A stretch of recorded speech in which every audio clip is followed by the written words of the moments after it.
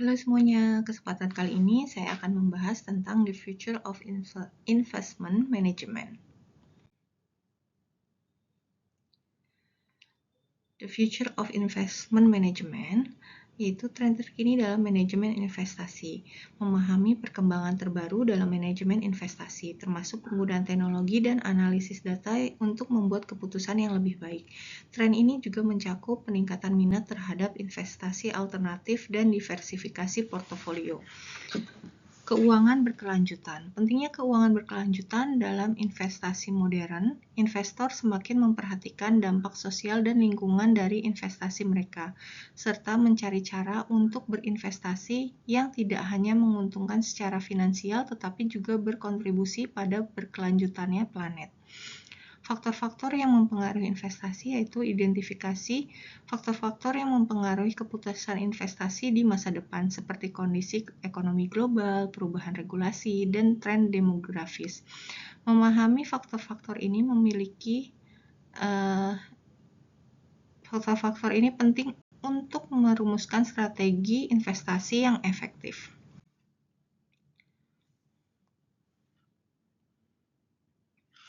Tujuan pengembangan berkelanjutan. Latar belakang SDG adalah serangkaian tujuan pembangunan global yang ditetapkan oleh negara-negara anggota PBB pada tahun 2015.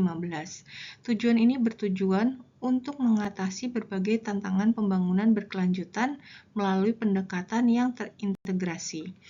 17 tujuan SDGs terdapat 17 tujuan yang mencakup berbagai aspek seperti pengentasan, peningkatan kesehatan, pendidikan berkualitas, kesetaraan gender, perlindungan lingkungan, dan pertumbuhan ekonomi yang inklusif.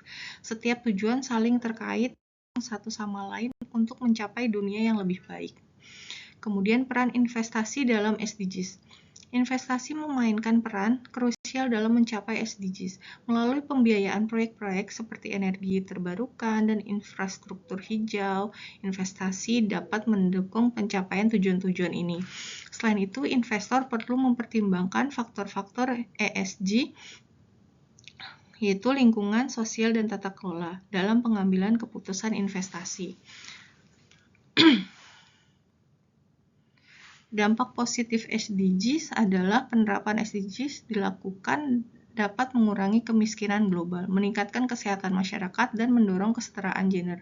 Hal ini tidak hanya memberikan manfaat sosial, tetapi juga menciptakan peluang ekonomi baru. Sedangkan tantangan dalam mencapai SDGs adalah meskipun SDGs memiliki potensi besar, berbagai tantangan seperti konflik, perubahan iklim, dan ketidaksetaraan ekonomi dapat menghambat pencapaian tujuan. Oleh karena itu, kolaborasi internasional dan kebijakan yang efektif sangat diperlukan. Kemudian untuk keuangan berkelanjutan. Definisi keuangan berkelanjutan adalah pendekatan keuangan yang mengintegrasikan faktor-faktor lingkungan, sosial, dan tata kelola ESG ke dalam pengambilan keputusan investasi. Pendekatan ini bertujuan untuk menghasilkan pengembalian investasi jangka panjang yang berkelanjutan dan berkontribusi pada pembangunan berkelanjutan. Kemudian, model pembiayaan berkelanjutan mencakup berbagai pendekatan, mulai dari keuangan tradisional hingga keuangan berkelanjutan yang komprehensif. Pendekatan ini dapat digunakan untuk membiayai proyek-proyek yang seperti energi terbarukan, efisiensi energi, dan adaptasi perubahan iklim, sehingga mendukung tujuan pembangunan berkelanjutan. Kemudian, aktivitas keuangan berkelanjutan mencakup inisiatif seperti penerbitan obligasi hijau, pengembangan indeks hijau, dan promosi produk ramah lingkungan. Inisiatif ini bertujuan untuk memobilisasi modal untuk proyek pembangunan berkelanjutan dan mendorong praktik bisnis yang lebih berkelanjutan.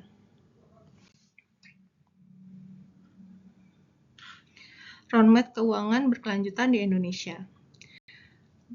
Dari 2015 sampai dengan 2019, peningkatan kesadaran tentang keuangan berkelanjutan pada tahap ini terdapat upaya signifikan untuk meningkatkan kesadaran tentang pentingnya keuangan berkelanjutan kalangan pelaku industri keuangan dan masyarakat umum. Kegiatan ini termasuk seminar, kampanye media, dan kolaborasi antara lembaga pemerintah dan swasta.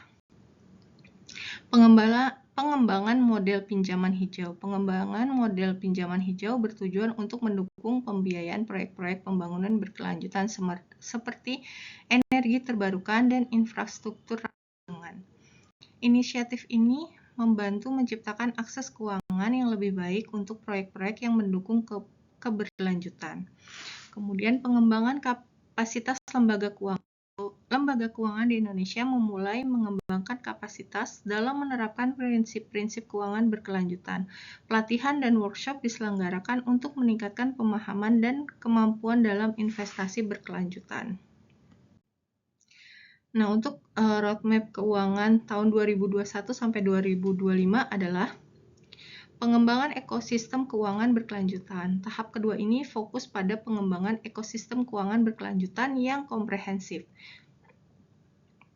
Ini mencakup kolaborasi antara berbagai pemangku kepentingan untuk menciptakan lingkungan yang mendukung investasi yang berkelanjutan dan ramah lingkungan.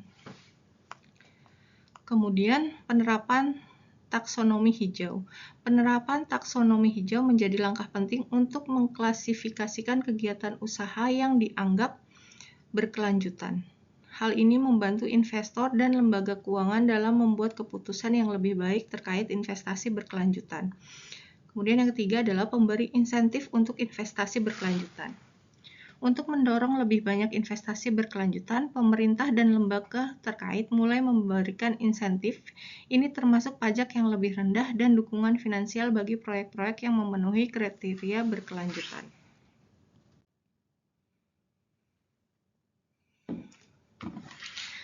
Baik, kemudian tren dalam manajemen investasi, yaitu 1. Aktif ke pasif.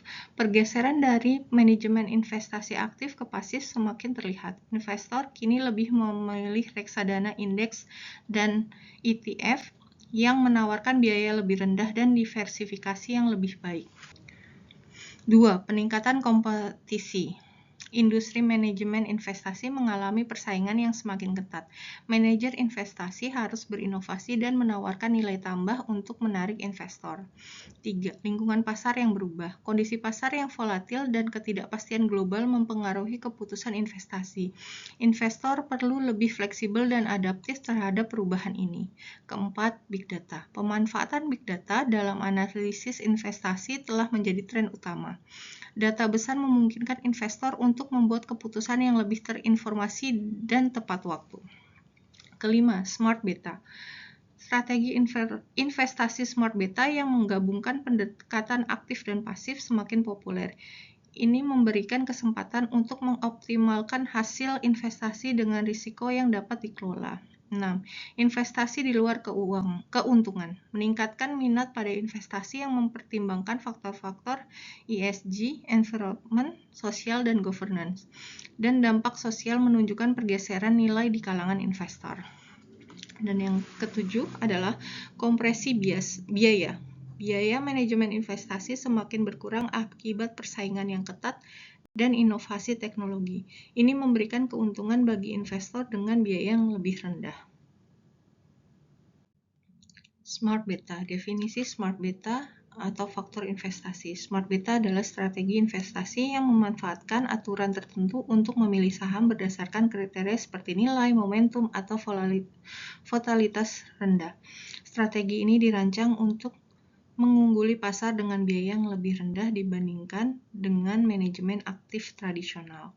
Dekomposisi pengembalian investasi.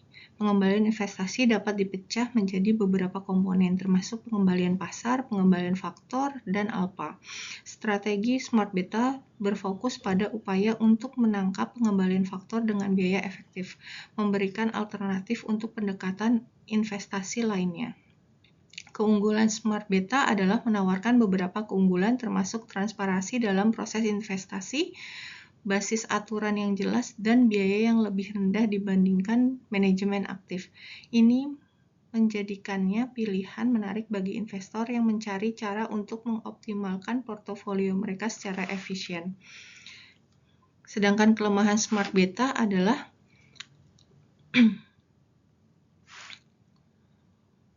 dapat Meskipun memiliki banyak keunggulan, kinerja smart beta dapat bervariasi tergantung pada kondisi pasar. Ini berarti investor harus tetap waspada terhadap fluktuasi yang mungkin mempengaruhi hasil investasi mereka. Kemudian kita akan membahas investasi di luar keuntungan. Itu satu, faktor lingkungan sosial dan tata kelola atau ESG. Investor saat ini semakin mempertimbangkan faktor lingkungan sosial dan tata kelola atau ESG dalam pengambilan keputusan investasi. Faktor-faktor ini tidak hanya mempengaruhi kinerja keuangan perusahaan, tetapi juga berkontribusi pada pembangunan berkelanjutan. Dengan meningkatnya kesadaran akan pentingnya keberkelanjutan, perusahaan yang menerapkan prinsip-prinsip ESG cenderung lebih dipilih oleh investor. Impact investing. Impact investing merupakan pendekatan investasi yang bertujuan untuk menghasilkan dampak sosial atau lingkungan yang positif, sekaligus memberikan pengembalian keuangan. Ini menunjukkan bahwa investor tidak hanya fokus pada keuangan finansial, tetapi juga pada kontribusi mereka terhadap masyarakat dan lingkungan. Contoh impact investing termasuk investasi dalam energi terbarukan atau pendidikan. Kemudian yang terakhir adalah pertumbuhan aset berkelanjutan global. Aset berkelanjutan global telah mengalami pertumbuhan yang signifikan dalam beberapa tahun terakhir. Eropa dan Amerika Serikat adalah pasar terbesar untuk investasi berkelanjutan, menunjukkan bahwa investor semakin mengalihkan perhatian mereka ke investasi yang tidak hanya menguntungkan tetapi juga berkelanjutan. Pertumbuhan ini mencerminkan tren global menuju berkelanjutan dan tanggung jawab sosial dan investasi. Masa depan manajemen investasi. Pengindeksan. Investasi pasif yang melacak kinerja indeks pasar. Pendekatan ini memungkinkan investor untuk mendapatkan hasil yang sebanding dengan indeks seperti S&P 500 dengan biaya yang lebih rendah.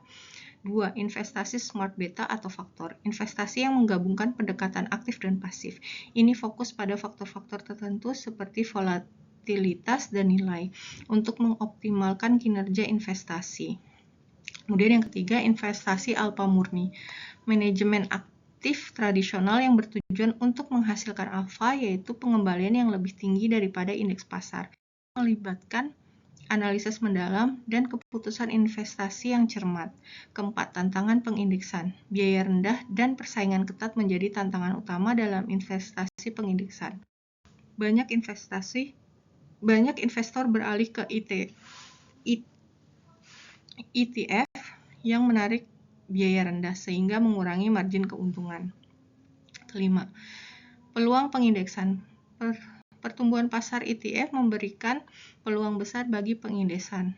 Dengan semakin banyaknya investor yang menyukai investasi pasif, potensi pertumbuhan dalam sektor ini sangat menjanjikan. 6. Tantangan smart beta. Kinerja investasi smart beta dapat bervariasi tergantung pada faktor yang dipilih dan kondisi pasar. Investor dapat waspada terhadap ketidakpastian ini. Ketujuh, peluang smart beta. Informasi produk dalam smart beta memberikan peluang yang menarik investor baru. Dengan berbagai strategi dan pendekatan yang ditawarkan, sektor ini dapat berkembang pesat. 7. Tantangan alfa murni.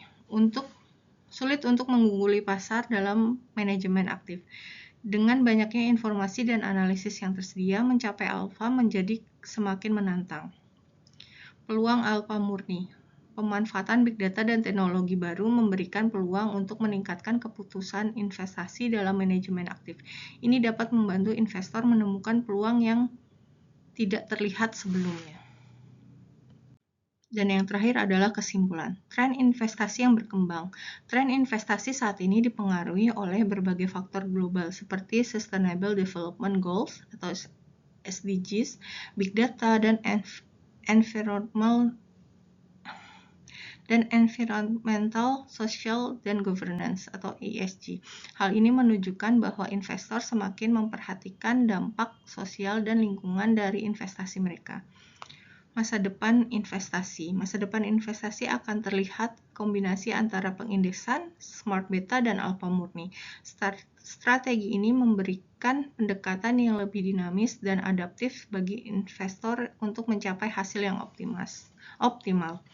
Adaptasi investor. Investor perlu beradaptasi dengan tren yang terus berubah ini, memahami dan mengintegrasikan faktor-faktor seperti SDGs, Big Data, dan ESG dalam keputusan investasi akan menjadi kunci untuk mencapai tujuan investasi yang diinginkan. Baik, pembahasan kali ini sampai di sini, semoga bermanfaat dan terima kasih.